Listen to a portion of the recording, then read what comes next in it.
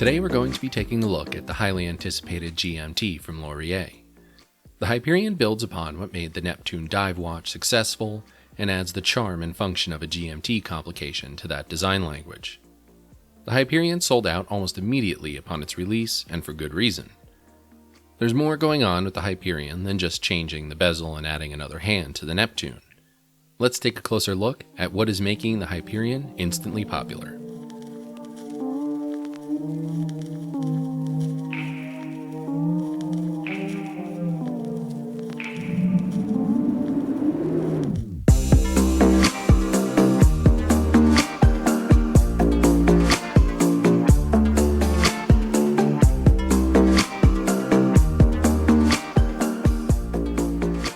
Fans of Laurier have been clamoring for a GMT since Laurier's inception.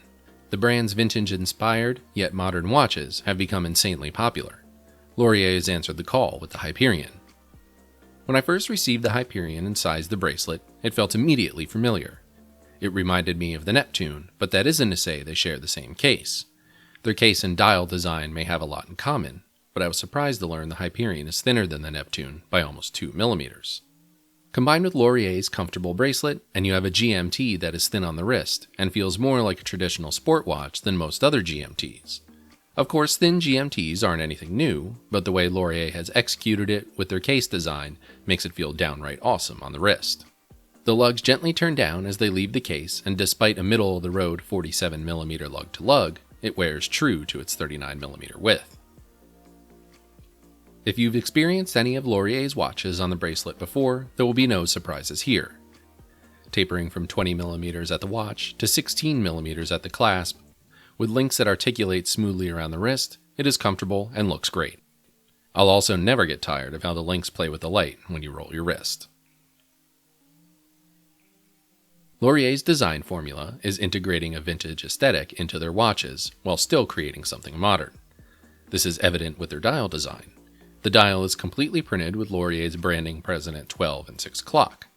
I'm not sure if it is the font they use or we're just used to their design language, but it feels like a new old stock vintage watch.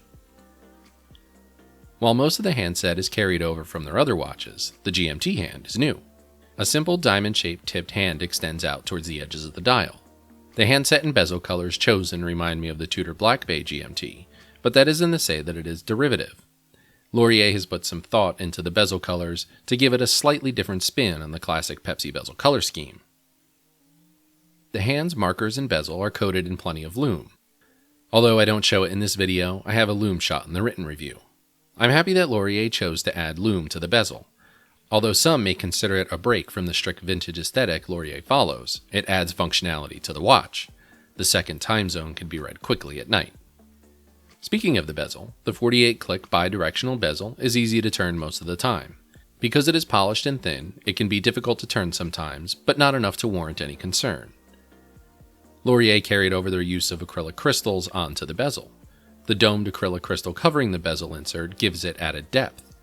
I think this is the first time I've seen domed acrylic on the bezel, and I really like the look. Beating away inside the Hyperion is the SOPROD C125 GMT movement.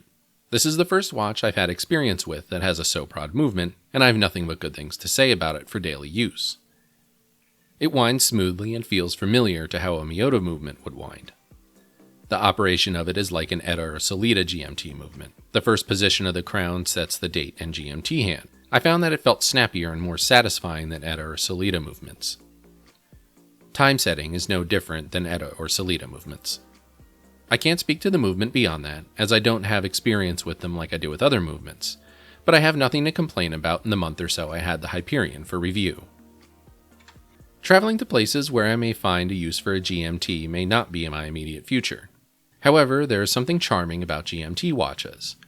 I'm not sure if it's the fourth hand or their link to different places and people, but I always get excited when I review a GMT. The Neptune is one of my favorite fitting dive watches, and because of the similarity to that watch's design, and the fact that it is even more comfortable on the wrist, has already made the Hyperion one of my favorite GMTs.